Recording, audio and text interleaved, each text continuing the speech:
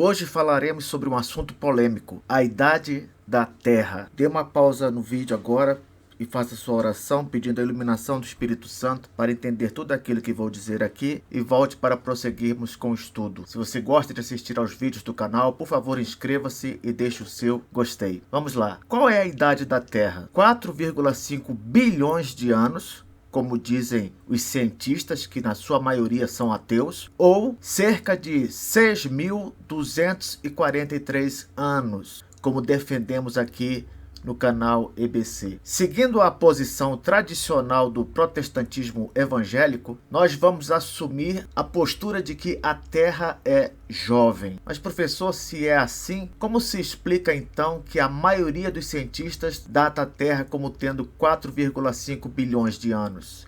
Isso se explica com a tese de que Deus fez uma criação já desenvolvida. Como assim? Vamos tomar o exemplo de Adão e Eva. Imaginemos o encontro desse casal, de Adão e Eva, com uma criança no dia seguinte depois de terem sido criados. Façamos de conta que Adão e Eva foram criados numa segunda-feira e na terça-feira eles encontram um menino de cerca de 6 anos de idade. E aí, nesse encontro, o menino diz para Adão e Eva que ele tem 6 anos de existência. Isso é verdade? É, pelos meios normais, ele tem biologicamente 6 anos de existência. Mas o que diriam Adão e Eva se fossem perguntados a respeito do período de existência deles? O que eles diriam? Eles diriam que tem pouco mais do que um dia de existência, não é isso? Porque eles foram criados no dia anterior e, embora tivessem a aparência de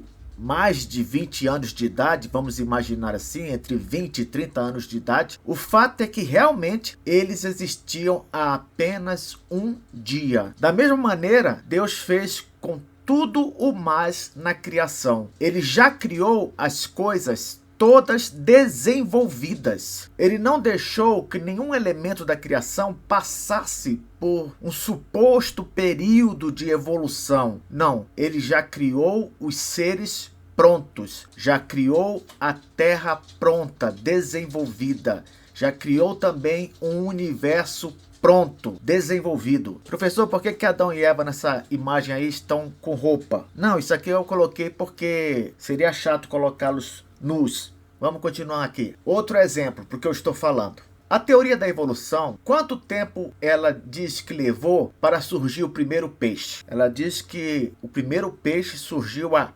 510 milhões de anos. Ora, eu fiz uma pesquisa rápida e descobri que realmente a informação confere. Os primeiros peixes surgiram há cerca de 510 milhões de anos, no período cambriano, e eram chamados de ostracodermos. Os primeiros fósseis de peixes datam de 450 milhões de anos e foram encontrados nos Estados Unidos e na Rússia. Ok. Considerando agora, hipoteticamente, que o Big Bang existiu e se deu há 13,7 bilhões de anos, então só depois de mais de 13 bilhões de anos após o início de tudo é que surgiu o peixe, não é isso? Foram necessários bilhões de anos para que aparecesse o primeiro peixe, se a gente for considerar que houve realmente um Big Bang que começou tudo, entende? Agora, pense comigo aqui. Jesus, em um momento, fez surgir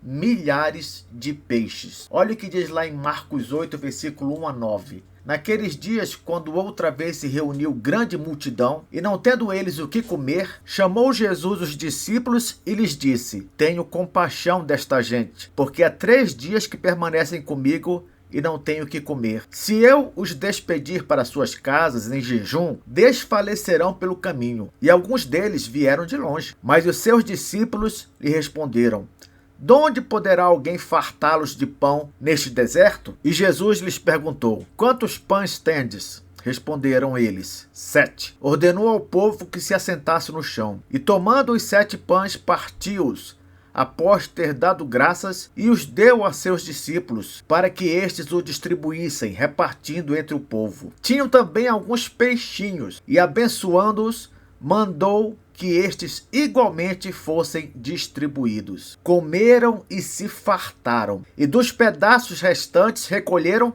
7 cestos. Eram cerca de 4.000 homens. Então Jesus os despediu. Vejam só, havia cerca de 4.000 homens ali. Não são contados aqui as mulheres e os meninos, as crianças. Então, com certeza havia muito mais do que 4.000 pessoas. E Jesus multiplicou alguns peixinhos e alimentou essa multidão. Não é preciso ser um adivinho para saber que, com certeza, de alguns poucos peixinhos, Jesus fez surgir na hora milhares e milhares de peixes. Pergunto, por que é que Deus, na criação, não poderia fazer surgir as coisas prontas? Por que Deus precisaria fazer tudo passar por um processo de evolução? Tudo bem, professor, mas e os processos de datação para a idade da Terra? Como é que fica? Olha, a idade da Terra, ela foi calculada pela chamada datação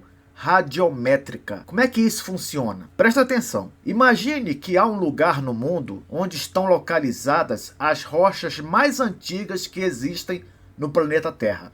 Vamos imaginar esse lugar. Pois bem, esse lugar existe. Ele fica no cinturão de Nuvvuagittuq, ao norte da província de Quebec, no Canadá. As pedras de lá tiveram a idade delas estimada em sabe quanto tempo? 4,28 bilhões de anos. Por isso é que se considera que a Terra tenha uns 4,5 bilhões. Por quê? Porque se essas pedras são as mais antigas que existem na Terra e elas supostamente têm 4,28 bilhões de anos, então jogaram aí 4,5 bilhões para a idade da Terra. Esse cinturão de rochas, ele é conhecido como Cinturão de Rochas Verdes Nuvvuagittuq, e como eu falei, fica lá para a banda do Canadá. Aqui mais embaixo eu coloquei uma foto da região, e aí você pode ver melhor as rochas que são consideradas as mais antigas do mundo. A questão agora é, como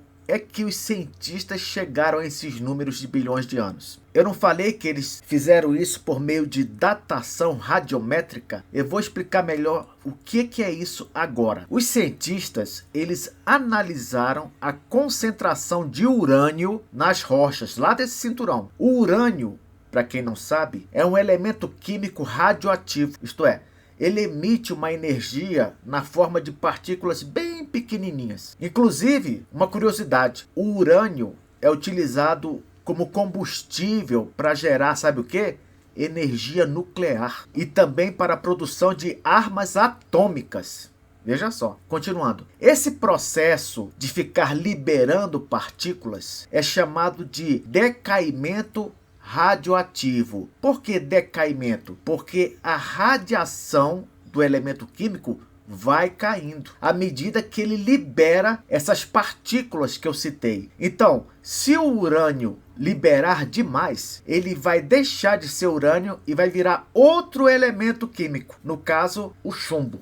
Continua comigo. Quando esse decaimento do urânio chega à meia-vida do elemento químico, professor, o que é meia-vida do elemento químico? Meia-vida é a metade do elemento químico existente na rocha. Então, quando o cientista pega a pedra e observa que nela tem uma quantidade X de urânio e ele faz uma pesquisa, uma análise da rocha e vê que metade desse valor X já se foi, isso significa que aquela pedra tem 4,5 bilhões de anos. Você entendeu? Vou repetir. O cientista pega a pedra e vê que tem urânio nela. Tem uma quantidade X de urânio. Aí ele analisa a pedra. Se essa quantidade X já tiver caído para metade naquela pedra, isso significa que a pedra tem 4,5 bilhões de anos. Em outras palavras, num termo, usando uma linguagem mais científica, a meia-vida do urânio 238, que é esse urânio que aparece nas rochas, a meia-vida desse urânio é de 4,5 bilhões de anos. Então, se uma rocha tiver urânio 238 e esse urânio já completou a primeira meia-vida dele, então a rocha tem quanto tempo? 4,5 bilhões de anos. Se hipoteticamente esse urânio tiver completado 2 meias-vidas, isto é, já perdeu meia-vida e você continuou pesquisando e descobriu que ele já perdeu meia-vida pela segunda vez. Então qual é a idade da pedra? 9 bilhões de anos, entendeu? E por aí vai. Toda vez que ele perder uma meia-vida, no caso do urânio, isso significa que se passou 4,5 bilhões de anos. Só que o problema aqui é que há um elemento químico que traz discordância para esse tipo de datação. Qual é ele? É o chamado carbono 14. Por quê, professor? Porque esse elemento químico, o carbono 14, ele pode ser considerado o arqui-inimigo das datações de milhões, bilhões de anos dos cientistas ateus. Por quê? Você vai entender. Presta atenção. O carbono 14, ele está presente nos organismos e na Terra. Está presente nos animais, nas pessoas, nos vegetais, que absorvem esse elemento químico ao longo de suas vidas. E eles param de absorver esse elemento somente quando morrem, entende? Então, quando um animal morre, quando uma pessoa morre, quando um vegetal morre, aí ele para de absorver carbono 14 e, ao mesmo tempo, esse carbono 14 presente neles começa a decair. Em outras palavras, começa a desaparecer do organismo. Eu não falei aqui que quando desaparece metade do elemento, a gente chama isso de meia-vida? Pois é. No caso do urânio, a meia-vida lá é de bilhões de anos. No caso do carbono 14, a meia-vida é de apenas 5.730 anos. Isto é, toda vez que metade dos átomos de carbono desaparecerem de um organismo, isso corresponde a um período de 5.730 anos. Se o tempo que já transcorreu é de 2 meias-vidas, então quanto tempo tem um elemento que foi contaminado por carbono? 11.460 anos. E por aí vai. Então você percebe que o carbono 14 não dá para calcular tempos assim muito longos, não é? De fato, a técnica do carbono 14 para datação de cadáveres antigos, por exemplo, só se aplica àquelas amostras que tenham no máximo 70 mil anos de idade. Por quê? Porque o carbono 14 ele não tem condições de datar nenhum elemento que tenha mais de 70 mil anos de idade. Por quê, professor? Porque com 70 mil anos de idade, todo o carbono 14 já desapareceu do elemento.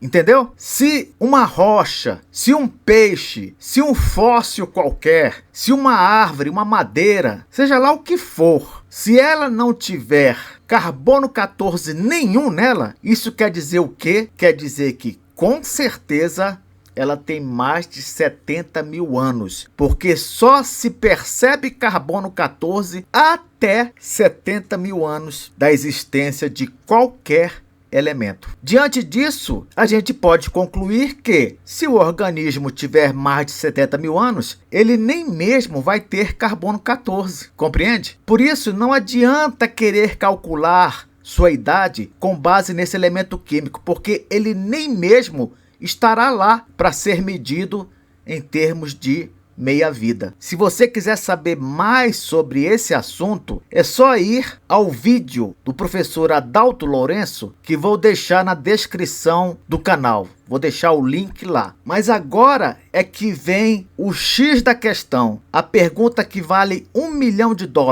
Como explicar que fósseis de ossos de dinossauros com supostamente milhões de anos tenham carbono 14 detectado neles? Afinal, não era para haver, mas o carbono 14 está lá. E se está lá, o fóssil não tem milhões nem bilhões de anos, mas sim milhares de anos. Isso mesmo. Como explicar que os dinossauros que viveram segundo a ciência entre aspas, há 60 milhões de anos, tenham apenas milhares de anos, visto que, quando seus ossos são submetidos ao teste radiométrico, encontra-se nele a presença de carbono 14. Sobre isso, vou deixar também na descrição do vídeo um link para um outro vídeo lá no YouTube e um artigo da Sociedade Criacionista Brasileira para você dar uma olhada. Professor, você está dizendo então que os cientistas estão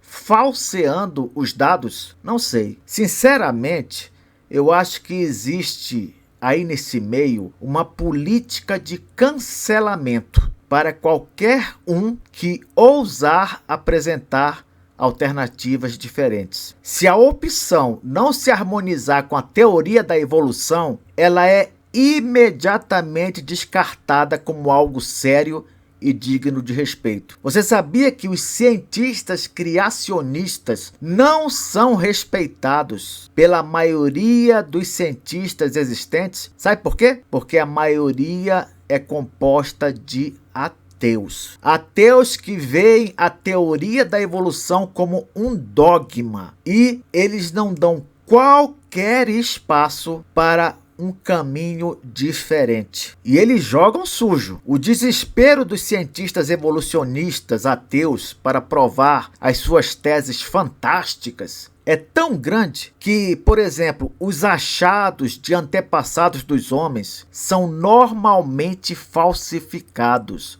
Você sabia disso? É verdade. Eles falsificam ossos e crânios encontrados nas escavações com o objetivo de provar que o ser humano veio dos primatas, que seria um ser anterior ao próprio macaco. Como eles criaram essa teoria de que nós viemos dos macacos, então, por diversas vezes, adulteraram esqueletos, crânios e coisas do tipo para acreditarmos nessa baboseira toda. Ora, se eles são capazes de fazer isso com respeito a esses ossos que são encontrados, por que não fariam o mesmo com as datações? Por quê? Porque essas datações todas não podem ser fraudadas para continuar mantendo esse dogma dos bilhões de anos para a idade da Terra. Não nos enganemos. Os ímpios podem ser ardilosos para defender o erro e a mentira. Professor,